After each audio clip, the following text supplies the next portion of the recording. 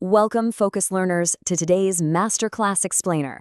I am stepping in today as your master coach, your elite curriculum architect, and we are diving straight into the deep end of the Cambridge AS Level Afrikaans syllabus, specifically course code 8679.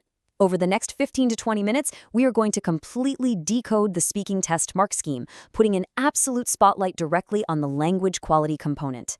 Look, whether you are trying to secure a solid, comfortable passing grade, or you're pushing hard to crack into that flawless A or A-star top-tier band, understanding exactly how Cambridge examiners evaluate your spoken language is absolutely essential. Today, we are visualizing a real-time digital testing suite. Picture an on-screen tracking grid, text highlighter overlays, and a mark yield meter that measures your performance from the lowest bands all the way up to absolute perfection. Throughout this explainer, I'm going to bring in two virtual scholars to help us map out exactly where students go wrong. We have Alex, a student who loves to overload paragraphs with raw factual definitions but struggles to provide deep analysis. And we have Sam, an incredibly fast writer who builds highly persuasive arguments but constantly misses the explicit restrictions set by the examiner's command words. We're going to fix their mistakes live. Let's get right into it. Okay, let's dive into this because this massive number right here is exactly why we are having this session. The language quality component accounts for roughly 15% of your total marks in Paper 2. Stop and think about what that actually means in the context of your final grade. 15% is not just some tiny margin of error, folks. It is literally the difference between two full grade boundaries. It represents the massive gap between a candidate who just has a basic functional vocabulary and a candidate who has truly mastered the academic execution of the language under extreme pressure. You can have the most fantastic creative ideas in the world, but if you do not understand the rigorous mechanics of the language quality mark scheme, you are leaving 15% of your potential score entirely on the table. You're just giving it away.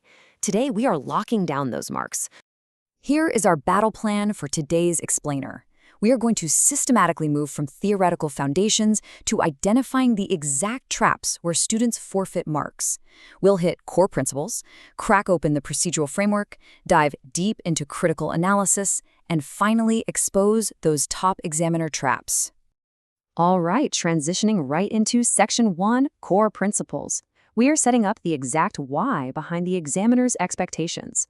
Let's project a high-tariff, multi-part Cambridge target question onto our mental smartboard. Now, what's really interesting about this slide is this single powerful sentence. This is the ultimate Cambridge syllabus mandate. This is what separates the top-performing elite students from the rest of the pack. Examiners are not looking for a tape recorder. They do not want you to simply parrot memorized phrases or recite textbook definitions. That's a foundational assessment objective, sure, but it won't get you to the top. They are hunting for connected conceptual understanding transferable to unfamiliar contexts. To truly decode this, we need to break down the precise assessment objectives, or AOs, demanded by Cambridge. Think about the command words you encounter. If a prompt says explain, you're just clarifying a topic with detail and reasoning. But, and this is huge, if the command word is analyze, your entire strategy must instantly shift. You must break the subject down into its component parts and expose their relationships. What if the command is evaluate? The examiner's grid now strictly demands a judgment. You have to weigh different perspectives and lock in a justified conclusion. If Sam, our fast-writing scholar, sees evaluate but just writes an explanation, he misinterprets the command word. That triggers an immediate heavy marking penalty on the examiner's grid because he failed to transfer his language skills to the specific context required. Let's break down the three pillars of this theoretical architecture. Global principal examiner reports consistently flag that candidates who explicitly weave these three elements together watch their mark yield meters shoot straight into the top bands. First, precise definitions. This is your foundation, but as our scholar Alex often finds out, raw vocabulary alone isn't enough to survive a high-tariff question. Next, you must engineer causal relationships. You have to actively explain the why and the how. How does one cultural event trigger another? Why is a specific trend dominating the source material? Finally, the absolute game changer, cross-topic connections. The examiner wants to see you link the specific prompt on your desk to broader themes within the whole syllabus. It proves your language skills are incredibly fluid and interconnected, rather than just isolated pockets of data you crammed the night before. Let's shift our focus to Section 2, the procedural framework. This is where theory translates into pure exam day execution. We're entering Act 2, where our students debate the strategy. And this brilliantly illustrates the standardized sequence you absolutely need. Systematic processing is non-negotiable under exam pressure. Let's drop into a shared study suite with our two virtual scholars, Alex and Sam. They are staring at a complex, high-scoring prompt trying to draft a model response. Alex immediately jumps to step 1 and step 2. He says, "Listen, I've got all the facts memorized. I'm just going to overload the first paragraph with raw factual definitions. Let's just dump all the key vocabulary right here so the examiner knows we studied." But Sam hits the brakes. Sam says, "No way, Alex. If we just list facts, we completely miss step 3, execute analysis. You're ignoring the strict restrictions of the command word. The prompt asks us to evaluate. We need to build a flexible analytical thesis link right in the opening sentence to unlock those top-tier marking bands." They go back and forth, challenging each other's reasoning. Sam argues that step 4, verify results, means constantly checking their structure against the prompt. They agree to rewrite their topic sentences live, throwing out the simple fact dump and engineering a sentence that explicitly states how the text elements interact. It's a massive breakthrough. You have to follow all 5 steps. Identify the core, apply the principles, execute the deep analysis, verify you haven't gone off topic, and present it with formal academic precision. While they're rewriting, they stumble onto a gold mine, the method mark strategy. You see, Alex was worried that if their final conclusion wasn't perfect, they'd score 0. But I step in and tell them, Cambridge examiners actually award marks for your analytical process, for showing your clear working aloud. It's not just about the destination, it's about the journey. When you formulate an argument, if you clearly signpost your thought process using strong, target language transition words that show how you are weighing the evidence, words that mean furthermore, or on the other hand, you are actively harvesting method marks. You are literally showing the examiner the engine of your mind at work. They reward the process of evidence-based data interpretation just as much as they reward a polished final answer. This brings us right into Section 3, Critical Analysis Strategy. But wait, strategy check. Before we unlock this top-band paragraph structure to help you crush your upcoming sessions, you need to make sure your revision feed is perfectly optimized. Take a second right now, look below, and hit subscribe to Ace the Exams at ace-the-exams. Make sure you enable all those notifications, hit that ringing bell so you never ever miss our weekly Cambridge exam breakdowns. It doesn't matter if you are sitting for IGCSE, O-levels, or AS and A-levels, we are here decoding the system for you every single week.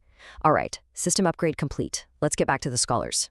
Let's move to this vital 3-step operational rule for navigating complex case studies. Deconstruct, solve, and evaluate. Right now, Alex and Sam have hit an unexpected structural roadblock, mid-paragraph. They have a great thesis and they have solid evidence, but their evidence completely fails to link back to their main point. The paragraph is falling apart. I step in as the coach and deploy a universal structural matrix, the PEEL framework. Point, evidence, explain, link. I show them how to map PEEL directly onto this deconstruct, solve, evaluate framework. First, deconstruct the complex text. Identify the core information and any implicit biases. Second, solve it. Break your response into logical steps. Alex reads the evidence out loud, and Sam constructs the explain portion, breaking down the logic step by step. Finally, evaluate. This is the link in our framework. You must check the reasonableness of your claims and anchor them explicitly back to the original question.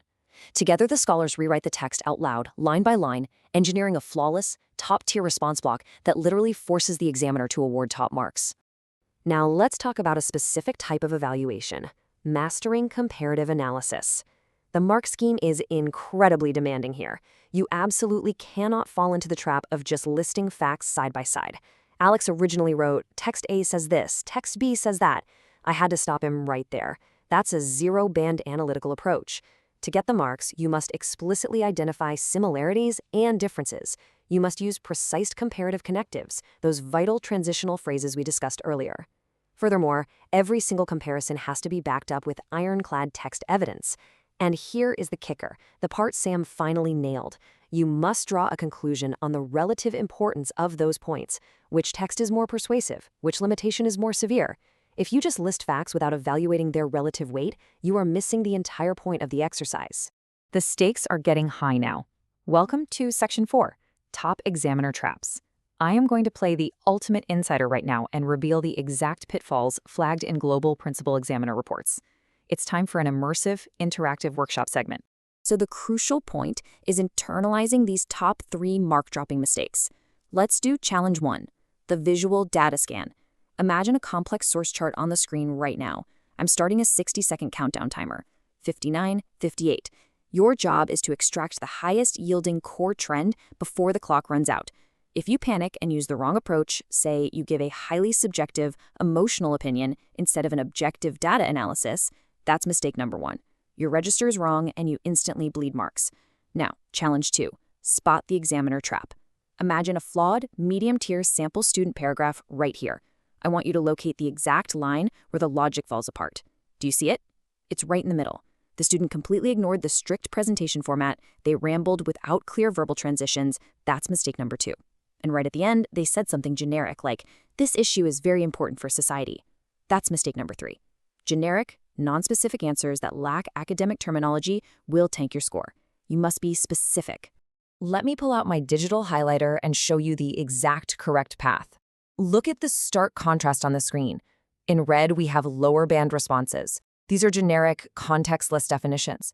This is exactly what Alex wanted to do at the beginning, just memorizing a vocabulary list and reciting it, praying the examiner finds something relevant. It's a massive trap. In glowing green, we have top-tier responses. This is context-specific application with clear annotation. Every single point made is inextricably linked to the given exam scenario. The massive breakthrough for Alex and Sam today was realizing that relevance is just as critical as accuracy. You can say something that is 100% factually accurate with flawless grammar, but if it doesn't directly answer the specific nuance of the prompt, the examiner's grid locks you out. 0 top band marks for task fulfillment. We have covered an immense amount of high-level strategy today. Alex and Sam are looking at their final high-scoring response text, and their mark yield meter is maxed out. Let's distill this entire session into 3 universal Cambridge operational rules. Rule 1, the 3-step question scan. Always decode the exact command words before you formulate a single thought. Rule 2, the marks per minute formula. Allocate your time strictly based on the complexity and tariff of the question. Rule 3, the post-writing compliance audit. Continuously review your own work to ensure every single point links back to your main thesis. Now, here's my final challenge to you.